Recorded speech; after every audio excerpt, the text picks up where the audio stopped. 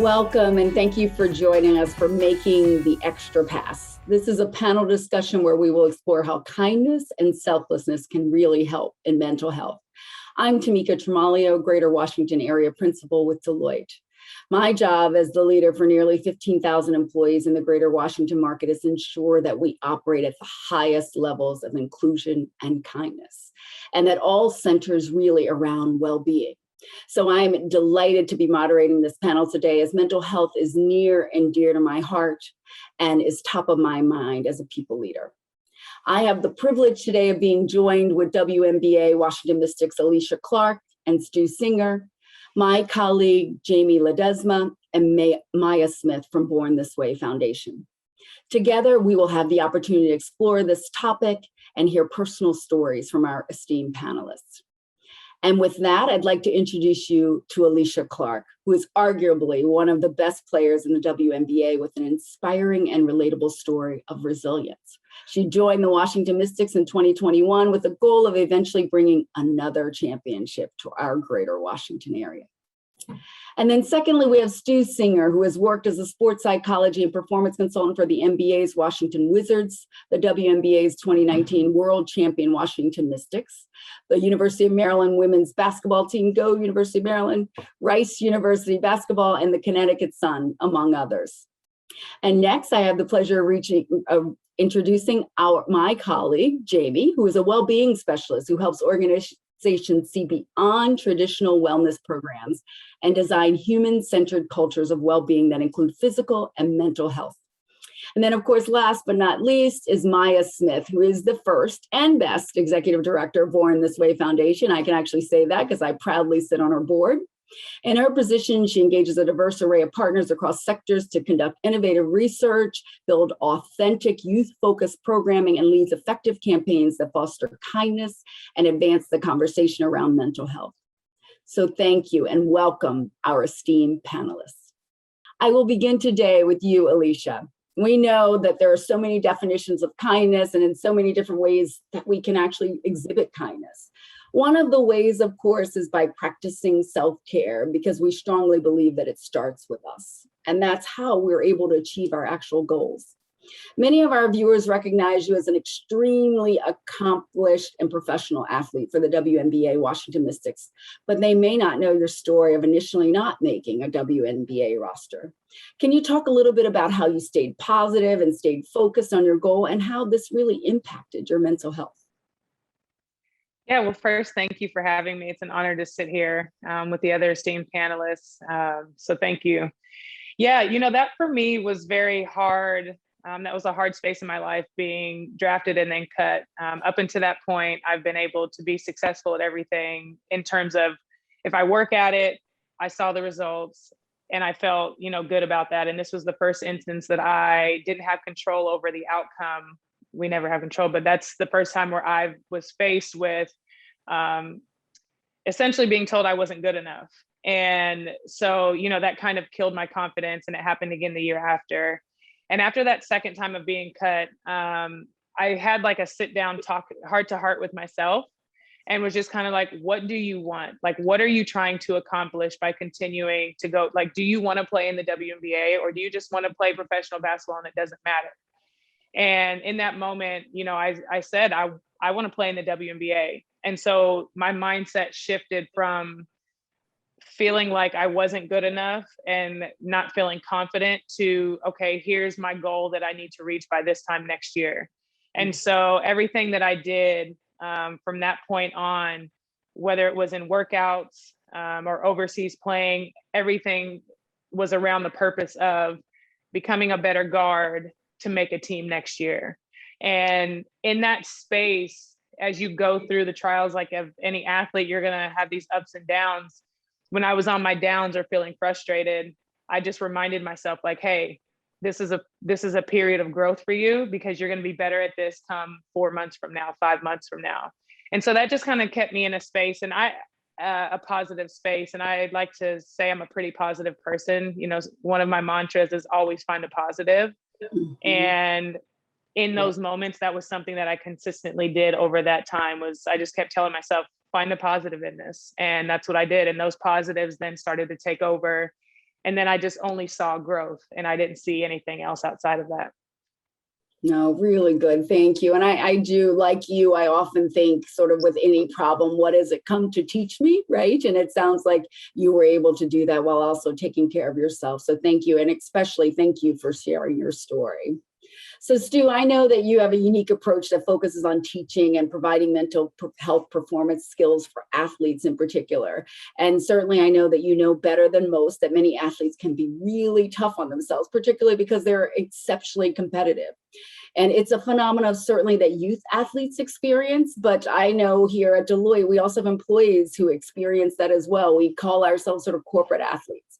How do you help professional athletes use kindness, especially towards themselves, to help them overcome the harsh criticism while still respecting that tremendous internal drive to that actually gears them, that makes them move on to become the exceptional athletes that they are? Yeah, this is a topic that it gets discussed all the time. And for me, the way that we can kind of show some self-kindness is differentiate between the idea of um, self-evaluation rather than self-criticism. And Alicia actually did a phenomenal job of just explaining that. You know, her first reaction, which is typically what we feel, emotion is kind of what runs the show. And so her first experience was disappointment and potentially even some probably relatively negative self-talk about what she's capable of and, you know, what happens now and all that kind of stuff. And that's normal. But what we have to get to is the ability to self-evaluate. So self-evaluate is reality check. It's not a snapshot. So it's not just one specific moment, whether it be a real high or a real low. It's a little bit broader. It's over time.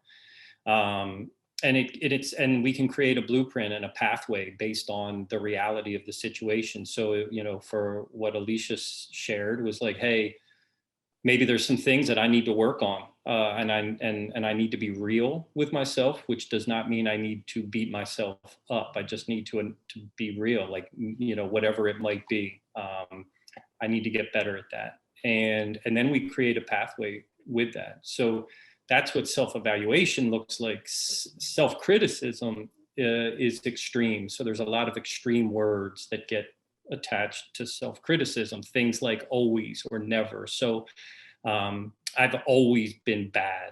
I'll never get better. These are words that kind of minimize what we're capable of. So, you know, once Alicia, you know, looked at herself and said, these are the things that I know I want to work on, but I also know that when I work at something with a goal, I typically get better and I move towards that. There are no guarantees, as she mentioned. We don't control outcomes. We move towards them. But if we have a pretty good process, we're more likely to reach those things. And so we got to be careful with self-criticism. Self-criticism can keep us small, whereas self-evaluation creates a path towards something bigger. And to me, being able to differentiate between those two and still take pride in the person that we are, so practicing self-kindness towards ourselves, rather than self-criticism and keeping us small is massive. And like you said, whether it's a pro athlete, and we have these conversations for sure at the professional level, but certainly with youth athletes and people in the corporate world, it's all the same exact thing. No, I love that. And I love the analogy around self-criticism and it keeping us small, because that is so true and it's exceptionally powerful. So Sue, thank you very much for sharing that. So Jamie, I know that you're our well-being specialist at Deloitte, and you likely hear from our professionals all the time, and certainly they too become their worst critics. So to Stu's point around self-criticism, and we've had training as corporate athletes. We understand it's a marathon and not a sprint. We've learned all of these things as we sort of navigate the world that we're in now, and certainly the world, you know, pre-COVID. What are some of the strategies you'd recommend for professionals that, you know, how do they tame their inner critic? How do they, you know, not be so hard on themselves, if you will? You know, there are so many ways of working with our inner critic, and I think Stu so beautifully summed up the larger picture of what we're doing, of how we shift and how we reframe. But my favorite one is this idea that we can befriend our inner critic. And the reason I like that is that the inner critic is really hard to get rid of completely, right? Like that voice inside your head that you've been listening to for so long, it's really hard to eradicate. And honestly, it's trying to help you. It's just oftentimes doing it in a really toxic way, right? Let's do a thing like, you're so bad at this. I'm always terrible. I could never do this. They're trying to help just in that toxic way. And so I think it can be really helpful to almost personify your inner critic. One of my meditation teachers called her inner critic Judge Judy. She's like, Judge Judy's just like always on my shoulder, commenting on everything that I do. And I think what happens when we personify it is that we name it, we name that it's the inner critic who's speaking, and we're able to acknowledge that it's just one voice. It's not the whole truth. There's the saying, don't believe everything you think. And I don't know who to credit that saying for, but it's so perfect when you're talking about your inner critic. So once we can kind of acknowledge, name, give our inner critic some space, realize it's not the only voice there, I think you have the opportunity to add in a different voice, the voice of someone who really cares. And you can even try this now. I mean, picture a challenge that you're working on, and then imagine somebody who cares about you immensely, thinks the world of you, just unconditionally celebrates and is your cheerleader. What advice would they give you in this challenge? And I think that, that shift in perspective, acknowledging our inner critic is only one voice, and then calling in more caring, more supportive voices to also give us input, is one fun way of kind of putting our inner critic back in their place for a moment. I love that. I love it. It's so funny too, Jamie, when you mentioned that, I sort of thought to myself, now we have all these popular sort of gadgets that you can change the voices on, right? So if you could just change your own voice, that's precisely the issue. It would be so incredibly important to do that. Absolutely. Yeah, so excellent advice. Thank you very much. And so Maya, I think we've talked about the athlete, we've talked about the professional, everyone sort of faced with these struggles, all of course, trying to lead by example for our youth who we know are particularly challenged around those things that they're looking at that make them less than in some ways. And as we think about, social media and the things that they've been experiencing even during quarantining, I wonder what your thoughts are on how we can help our youth. And while certainly Alicia's experience is incredibly helpful and is a guidepost for younger adults who may not have reached their goals right when they expected to reach them, but what are some ways that young people can find that being kind to themselves can actually help to power them very much the way Alicia did? Absolutely. I love this conversation, Tamika, and that question. I was just taking notes for myself. I think I can learn from that meditation, Jamie. And my inner self-critic, I think, would be British. I think I'll find like that. So at the foundation, at Born This Way Foundation, we've proven, which hopefully I don't need to make the case for anyone here today, the inextricable link between kindness and mental wellness. I think that's true if you're an athlete. I think that's true if you're a high school student. I think that's true if you're a parent or a kindergartner. And so what we found from our research is that witnessing, receiving, and completing kind acts has a profound impact on your mental health in schools, in workplaces. And so kindness is often viewed as this nice to have mushy feeling instead of the evidence-backed science, right, that Stu's talking about. And so at Born This Way Foundation, we are trying to tell a different story about the ways that kindness can fuel our communities. Kindness can certainly put a smile on someone's face at the coffee shop in the morning, but it can also save someone's life. And at the foundation, we study the entire paradigm of that. And so we know that 91% of the young people that we've surveyed said that their mental health is important. But of those young people surveyed, less than 50% knew where to access the resources to support themselves and others that are struggling. So there are tons of people who are able to have these conversations with themselves and say, how do I need to improve? How do I need to get better? What do I need in this moment? But if we aren't one of those people, or if we know someone who's not one of those people, there are there are resources, support, and community that exist to ensure that we can not only help each other survive, but thrive. And that's what the work of the foundation is really dedicated to. And so right now we're in the midst of a incredible kindness campaign, a global campaign that we're really proud to have Deloitte's partnership in, and it's called Be Kind 21. And we have more than 400 partners. More than 8 million people signed up this year. And it's a global kindness campaign that invites folks to practice an intentional act of kindness to themselves and to each other for 21 days. And so what we find is that kindness, like all of the muscles that we use in when we're athletic, clearly I even, this Peloton is as good as it gets for me. So sorry, Alicia, but we need to continue to use it, right? We need to continue to exercise it. And kindness is a muscle just like meditation, just like stretching, just like recovery, just like anything else. And we need to be unapologetic about everything that we need to be our best. And I just love that we're in this conversation about peak performance, and kindness is a part of it. So it's an honor to be here with you and espouse the benefits of kindness. Yeah. So Maya, if I may just follow up on that point. So, obviously Lady Gaga and Cynthia Germanata, her mother, really thought that this was critically important and wanted to employ, these 21 days of kindness. And obviously September is the month that they've chosen to do that. Just from your perspective, why did they think that that was so critical? Why the 21 days? Why does it matter? Can you give us some feedback or background on that? Absolutely. And this is truly my favorite campaign. And I'm a parent, as I know a number of us are, and the fall really represents a reset, right? A back to school time and end of summer. And so the September timeframe, the campaign initially was started in one kindergarten class. So it was very much built around this back to school idea and how we could create kind communities for our children to be a part of. And then the next step to that was we found so much of the kindness work that happens, particularly in schools, is in the best sense of the word transactional, right? We do it one time and then we expect a kind community. And so we sort of took the evidence of if you do something for 21 days in a row, it starts to become a habit. Stu will have to tell me if there's any basis in research to that, but I'm taking it. And so we started to look at forming a habit around kindness, a practice around kindness. And we felt like the 21 days was a way to start doing that. The foundation and our partners around the world have continuous invitations into kindness.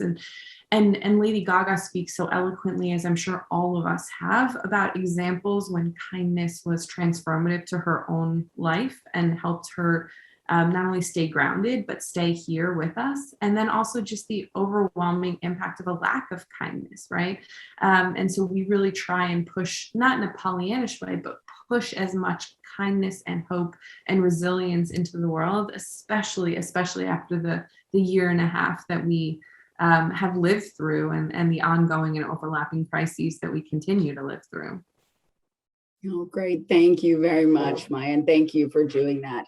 If I may to turn to Alicia, I know you've been known throughout your career as a defensive standout. You're responsible for guarding some of the greatest guards in professional women's basketball, and of course have received league-wide awards in this area. But if we think about, most athletes tell us that defense is not just an individual effort, but it's also very much a team effort. And I'm curious from your standpoint, can you talk a little bit about that selflessness that's required to play great defense and how you balance both of them so perfectly in terms of being individually driven, but also being selfless for the good of the entire team? Yeah. I think anytime you're a part of a team, whether it's in a corporate setting or a sports setting, there has to be a level of selflessness to you, because it's not just you out there playing. You have to rely on, the other people around you to accomplish a goal. And so, I am a very challenge-driven person. I have a lot of inner drive. So when I set my sights on something, or if I want to be good at something, I go at it 100% until I can either achieve it or be as close to achieving it as possible. And so that was kind of my transition into the WNBA. I wasn't known as a defensive player in college, and that was something, in order for me to kind of stick, I had to learn how to become a defensive player at a whole new position once I got to this level. And so that is where my individual drive came from, was like, okay, here's a challenge. I am going to work at it until I master it. And then once I started to see, the benefits of my work, and then I kind of just fell in love with that process. And so I was able to take what I've been able to do in an individual setting, all the time I spent alone on my own working on things to perfect this. Now I can apply it in a team setting, and I can be that voice. I can be that that sense of knowledge about what these players are going to be doing. And so once that we get into that setting, then it becomes a trust thing.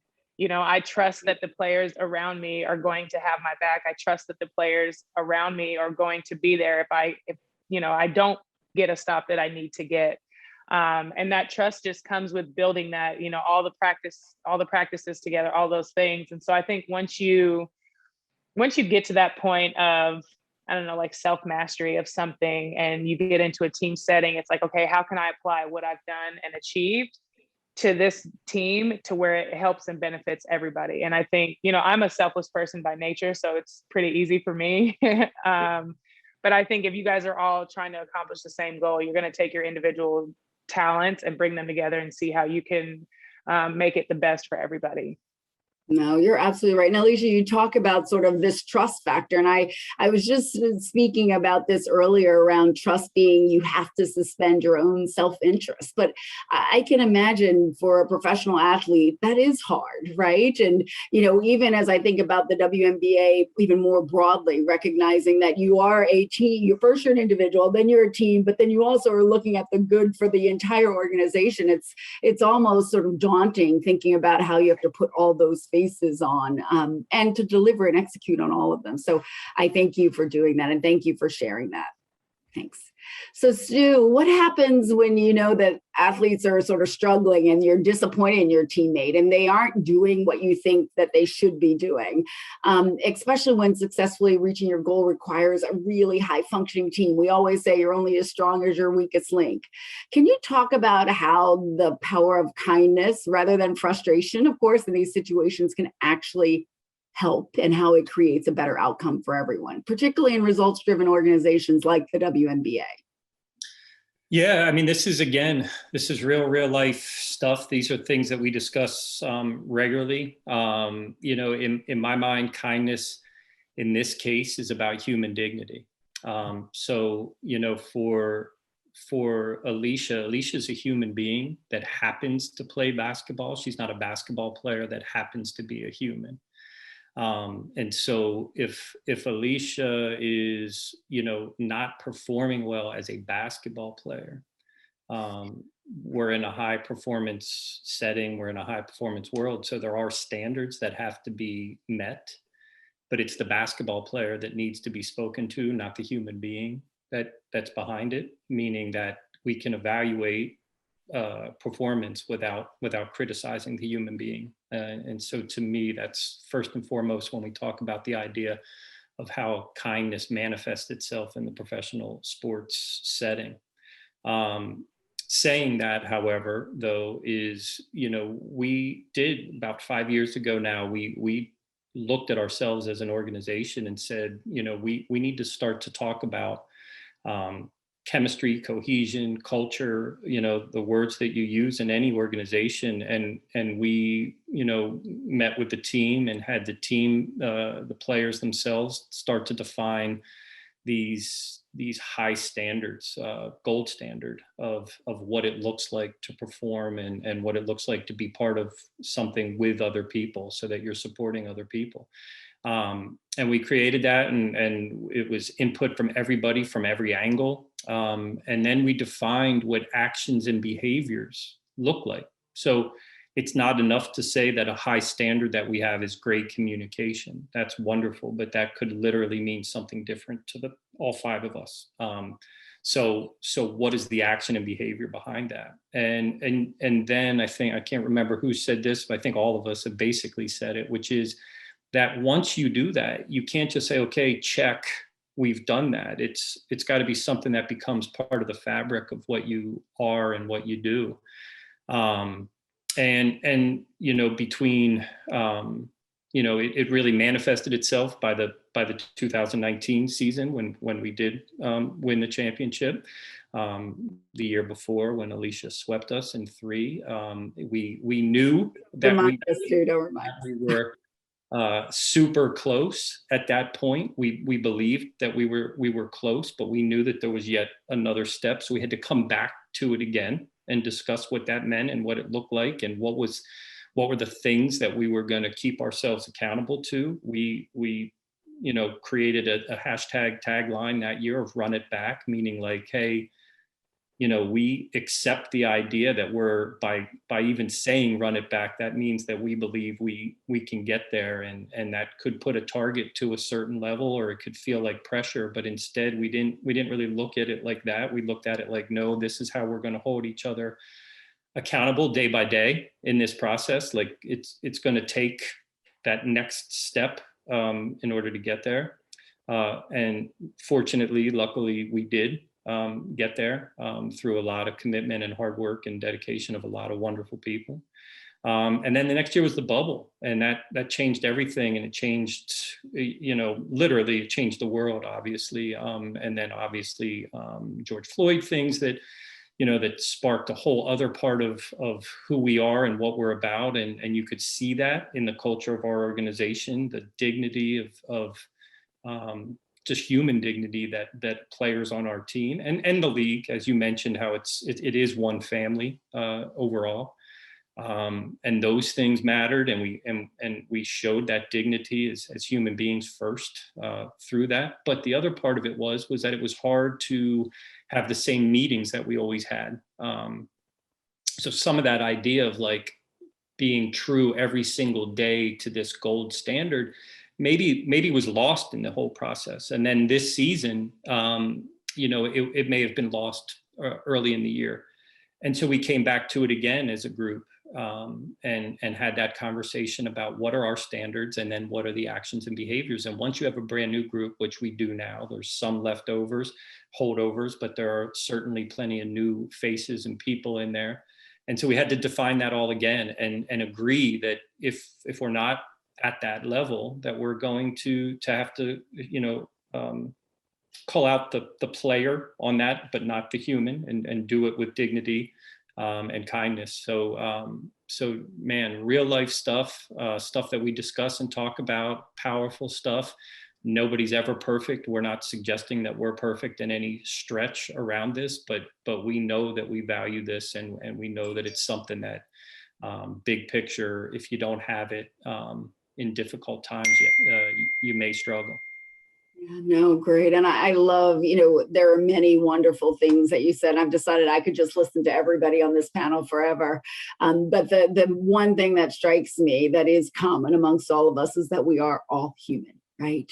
And, you know, whether we can remember to sort of bring it back to that, whether what environment you're in, the age you are, et cetera, we are all human. So even when I think about the corporate environment and us being selfless, and it sounds soft, and I think Maya referred to it as Pollyanna, I've heard that quite a bit lately, particularly in fields that are competitive, whether it's in professional sports, whether it's in our environment in a corporate setting. And so I would love to turn it to you, Jamie, to talk a little bit about how you can focus on team and how you can practice kindness for your teammates. And quite frankly, as we do not only internally at Deloitte, but even externally with our clients, and exhibit that selflessness that can really be effective as we coexist with our own personal aspirations and career goals, and how we advance in spite of or because of the kindness and selflessness.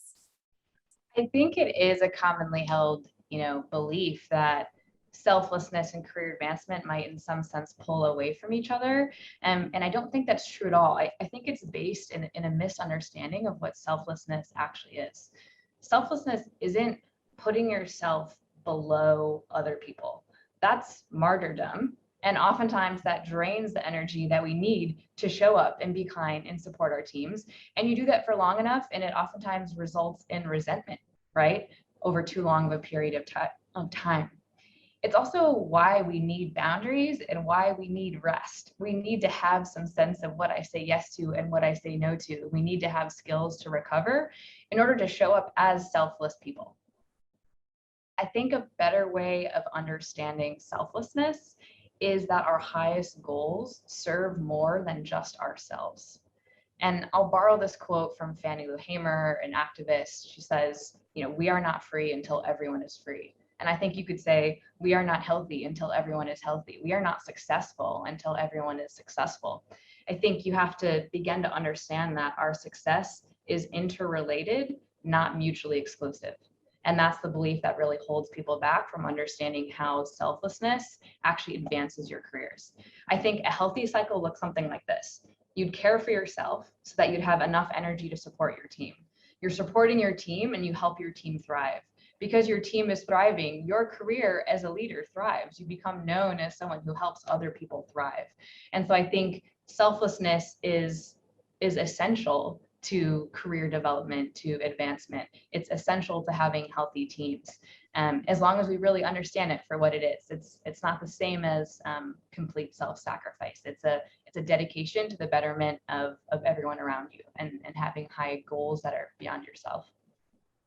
No, I love that, Jamie. And you're right. I think, I remember my very first conversation with my sort of executive sponsor at our firm. And she said, "Oh, this is wonderful that you're doing all these things, but what have you done to make other people famous? Who else have you brought up?" Like that was what was critical. And it was a turning point for me, right? Because it really was critical that we are lifting as we climb. And I think if people get that, then they can understand the significance of it and how it does impact everyone else. So I love the interrelationship. You hit it spot on. So thank you very much. I am, of course, I'm very familiar with our partnership with the National Council for Mental Wellbeing and the program that we have around mental health first aid and how we brought it to the youth here in the United States. But it's also something, obviously, that we can use beyond our youth as well. But how do you think that this program is equipping our young people with knowledge and skills to help them not only for their well-being, but really to recognize it in other peers? We talk about CPR and you recognize when someone's having a heart attack, and that's what this is intended, right? Is this mental health? How do you recognize when someone's having mental health challenges? Can you talk about some of the strategies that kids are learning and in turn practicing ways that they're using things to make sure that they're in a good place? I would love to. I think that this is just one of the most important programs and partnerships that the foundation has built. And it comes from a longstanding program that the National Council created called Mental Health First Aid. And when I first heard it, I just thought this is just the most genius term and program.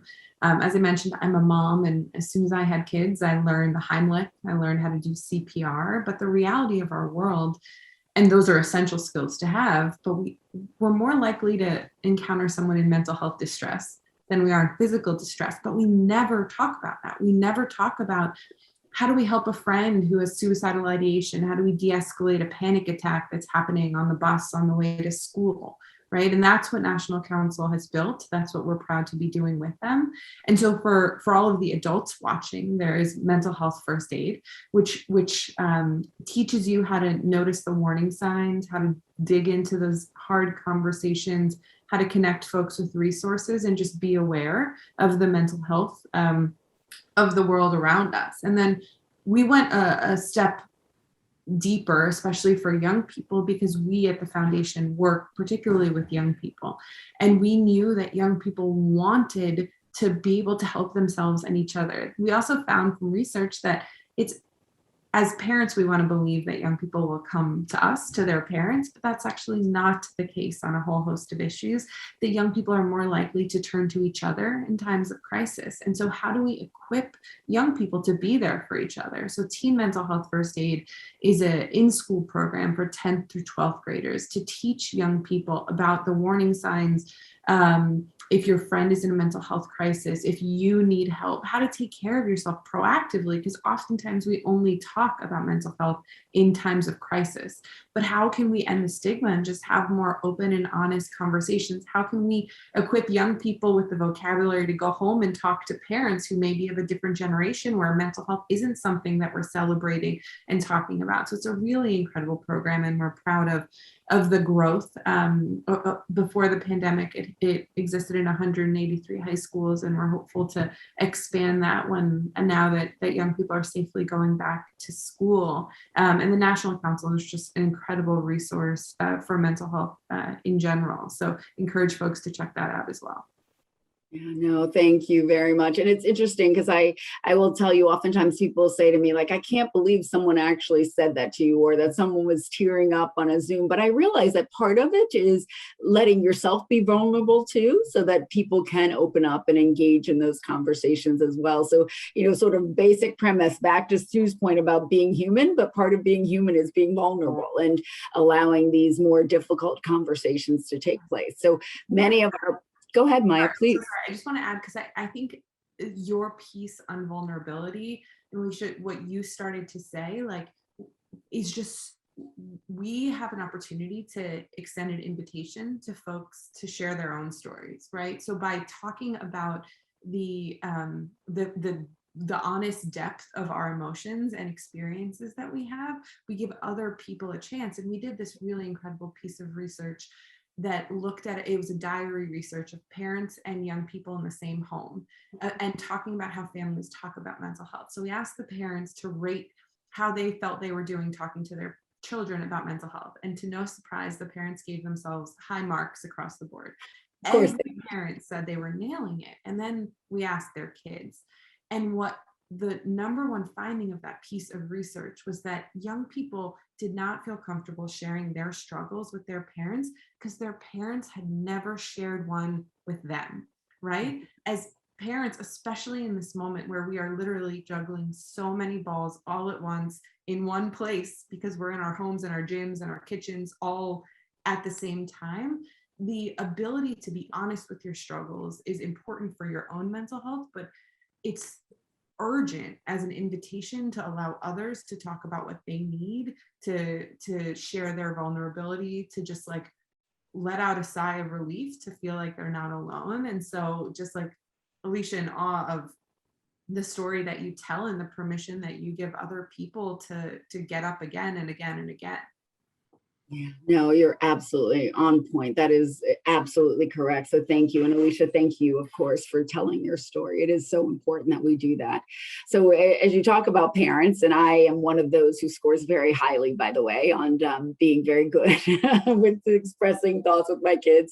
I will take that back. I'm sure they'll be very clear that that is not one of my best moments. But we know that parents who are involved in sports in particular, I watch my husband often who, have kids, we have kids that are the aspirations to become the next Alicia Clark, right? Is there some advice that you would give to parents on how they can foster kindness and selflessness in their children while they're still acknowledging that there is a hyper competitive environment and, people and kids have to show up. And so how can we all help create youth sports environments that we feel good about that work really for our kids?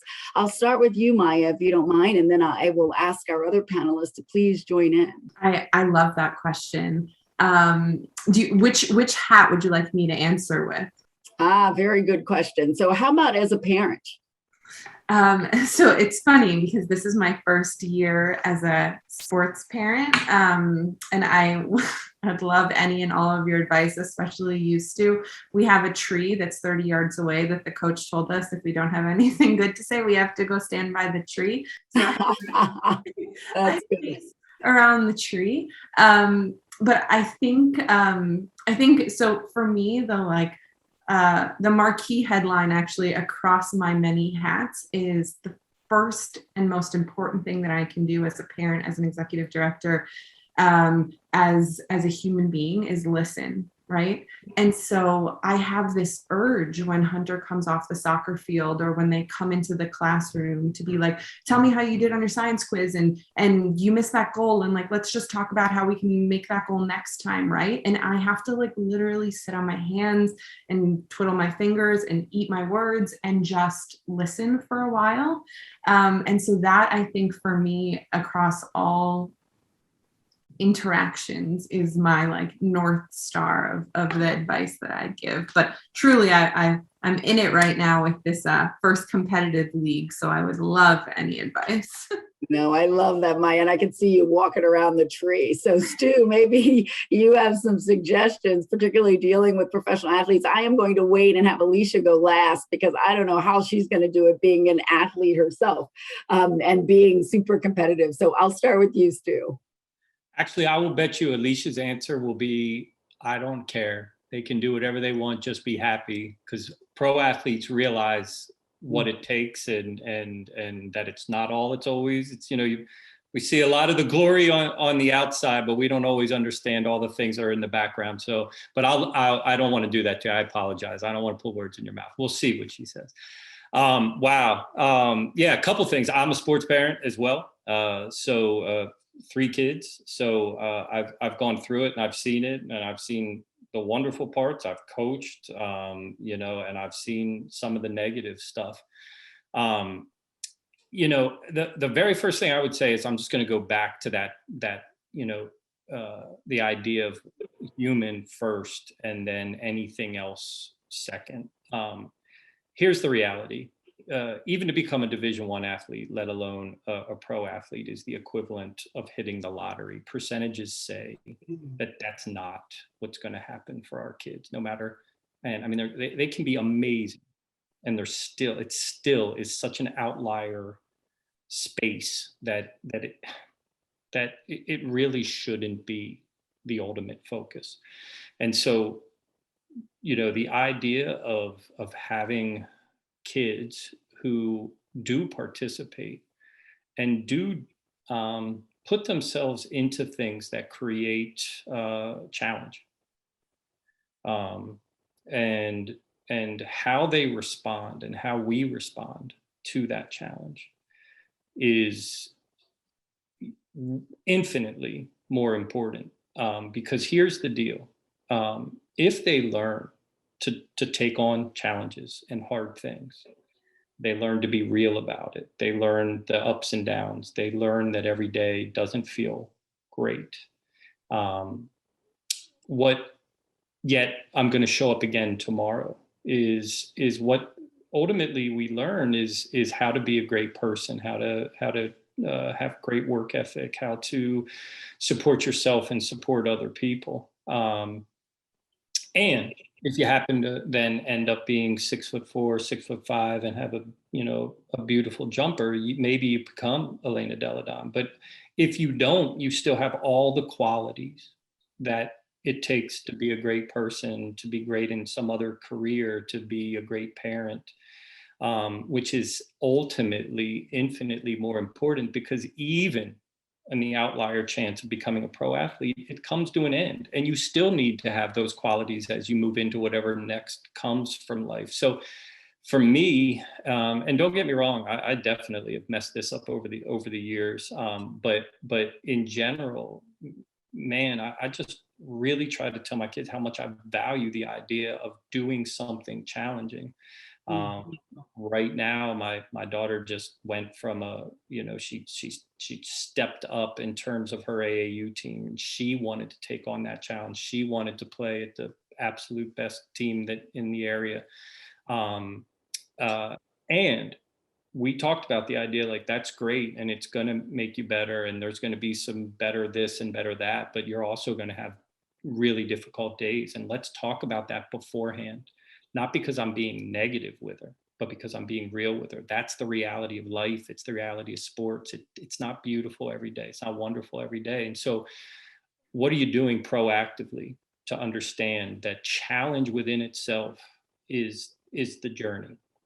If you happen to become a Division I athlete, awesome, but I'm not putting pressure on you to become a Division I athlete. I'm not putting pressure on you certainly to become a pro athlete. What I am asking of you is, I am fortunate to know the skills that it takes to be resilient in the face of challenge. And I'd much rather see you develop all that, and the rest of it will either be or it won't be. But my goal is not that you get a free education or end up playing a sport for your living. If you do, awesome. I'll be the biggest cheer person in your background, no doubt about it. But I'm actually way more concerned about how you face these things, and are you willing to put yourself into these difficult positions and then be able to respond to that when it's challenging. And so for me, that should be the message from not just us as parents, but what do the league officials look like at the youth level? What do the coaches themselves look like at the youth level?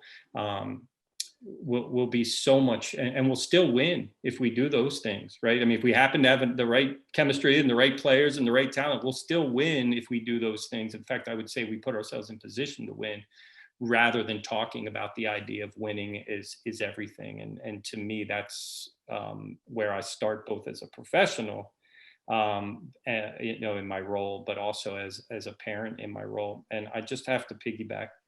I was shocked when you said that parents said they did a good job with it. Here I am, somebody that's in the world of mental health, and I think I do a shitty job of it. So I would have given myself a bad score, and here are these people who don't necessarily have much of a background giving themselves a good score. So it's an interesting concept. And then lastly, what I will say, it sounds like your son is just starting out, and one of the things that I think is really powerful is my son, first year of soccer, 4 years old, literally didn't want to go on the field. And as a guy that played sports and as a coach and now doing what I do, I was devastated. I was, oh my God, my son's not going to play sports. And so it was difficult on me. I don't think he cared, but it was difficult on me. And one of the I was going to be like, look, you signed up, you got to play. He was 4. He didn't even know what he didn't know anything, right? He doesn't know what that even means to commit to your teammates at 4 years old. So finally I was like, why am I forcing him to come back to do this? But I did have a conversation with him, as well as you can have a conversation with a 4-year-old. And I said, listen, we don't have to do this. I said, but next year I would like to do it again, try again. And what I want you to know is Dad has failed at things, and Dad has not done well at things too. And so it's okay to do that, but you know what? It's also good to try again. And I think who knows, he may not even remember this, probably won't remember. By the way, he turned out to be a really good player, but he did do it. But the bottom line is that vulnerability of saying I failed, because we seem like superheroes. We seem invincible to young people. And so the idea of letting your guard down and saying, no, I screwed up. I failed. I wasn't perfect, this, that, and the other, gives them the opportunity to say, wait a second, you weren't? Okay, then that's okay for me to start to talk about these things and share these things. So it's really, really important. That's both a professional advice, but it's also, just parenting advice from my own experience. Oh, it's great. And Stu, I think to Maya's point around the parents who thought they were doing so great, the truth is when you know better, you do better, right? So you probably have the wherewithal to recognize where there are deficiencies. So it's blindness on their part for certain. So thank you very much for sharing that. And so Jamie, what are your thoughts with regards to that? Well, I'm not a parent, so I can't offer personal advice, but I think there is some corporate advice that also applies in this context, which is that we can celebrate contribution to team success rather than celebrating how somebody succeeds above and beyond their teammates. And so I think something to remember, not to in any way diminish, a young person's contribution, but to just help them see that angle of not only what did they do well, but what did they do well that contributed to the team environment, that contributed to team success?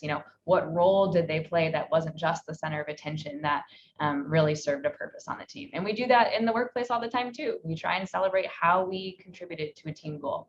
I think we can do the same thing at home.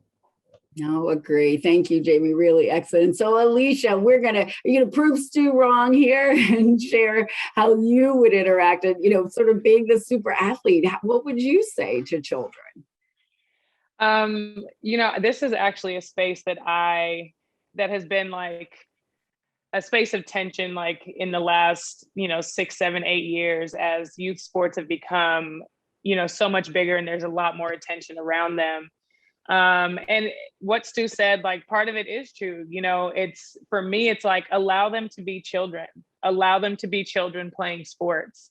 I think, it's very easy, and I'm not a parent either, but I have nieces and nephews. I coach younger kids and have been involved with parents and had these same conversations from when I was in college, throughout. And it's just, don't put your expectations or what you did or didn't do on your child. Allow them to figure that out for themselves. Allow them to figure out, like, is this something I enjoy doing?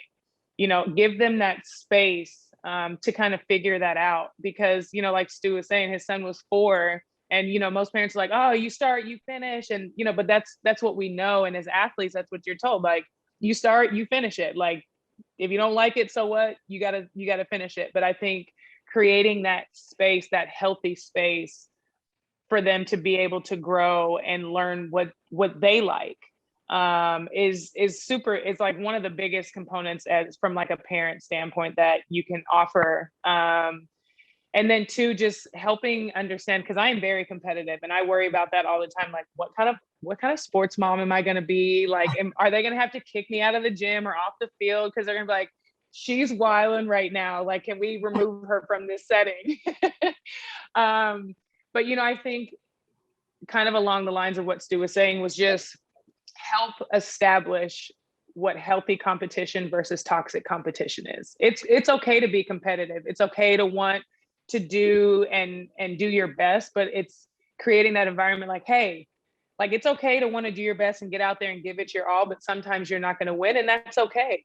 As long as you can walk away from what you did knowing that you left it all out there, then that's a win for the day, versus you gave it all and you didn't win. That's not okay. You have to do better. We have to do this next time. Like, that's toxic competition. And so I think establishing those boundaries, establishing those environments, and kind of to Maya's point earlier about just the environment of kindness and how children were responding to kindness, and they do better. And it's the same thing, when you're in this space of competition, if I have, a healthy environment of, my parent being like, hey, good luck, go do this, if, leave it out there. And at the end of the day, I can come to them and I can tell them how I'm feeling and all of those things. And they can, there's that healthy space. It's gonna help me grow in that area and grow in my sport and whatever that is. But it also opens that line of communication. And it's funny because, as kids, we only know our parents as parents. And so once, as you get older and you start to learn them as people, you're like, wait, you used to go dancing? Like, you like to dance? What? Like, who are you? And so I think we're in this space of changing that narrative of this, parents are only seen as parents. You don't open up and you don't let your children know, but having that vulnerability to be able to allow them, it kind of brings you down to their level and helps them relate. And it's like, oh wow, I can relate to my dad in this way. I can relate to my mother in this way. And it'll make them want to continue to have those conversations. And it'll help them understand that vulnerability is not a weakness. It's actually a strength to be able to, reveal your true self. It's easy. It's the easy thing to do, to put on a mask and put on a front like everything is great. But it takes real strength to be able to remove that mask and be like, hey, this is where I am, but this is where I'm going. And these are the things I'm doing to get where I've gotten. And so I think if you just create those types of healthy and safe spaces, it'll help a ton. Yeah, no, wonderful. Excellent. And so I will ask one quick speed round question, just 30 seconds. And Alicia, I will start with you. One of the principles of self-care focuses on the idea of anchors. And, Maya and I are very familiar with anchors and how important they are, whatever that happens to be. Some examples of that, of course, include, breathing deeply, having a special friend that's your anchor, dancing, as we do dance, by the way.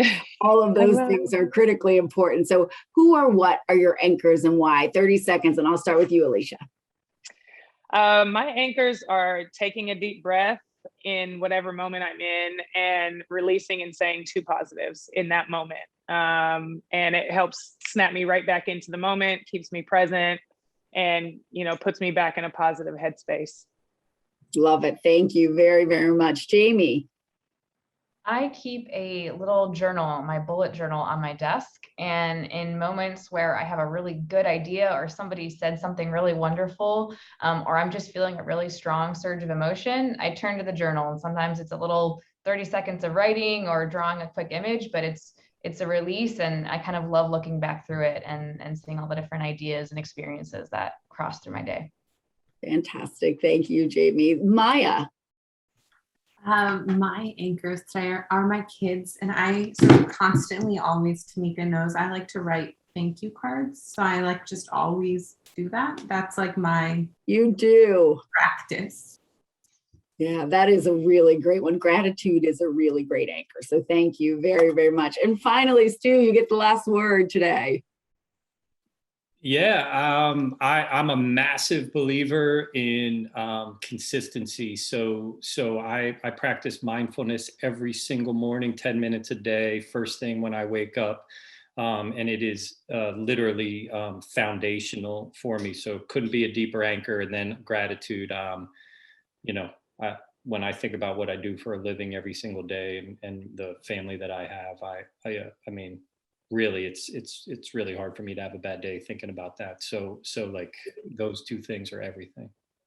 Wonderful. Well, thank you all very, very much. I will say that you all have been incredibly kind today. I have learned so much from each and every one of you. So, Jamie, when you talked about the journal, I could not write fast enough. There were so many great things that I learned today from everyone. And, kindness is a gift that we're giving to people with no expectation of anything in return. So I just want to let you know, I am incredibly grateful. I know that there will be so many people in our audiences that will learn from you, not only today, but will find that there will be something that you have mentioned that will become incredibly relevant to them sometime in the future. So thank you very much for your time, your preparation, and for just being here. You all are incredible. Thank you so much.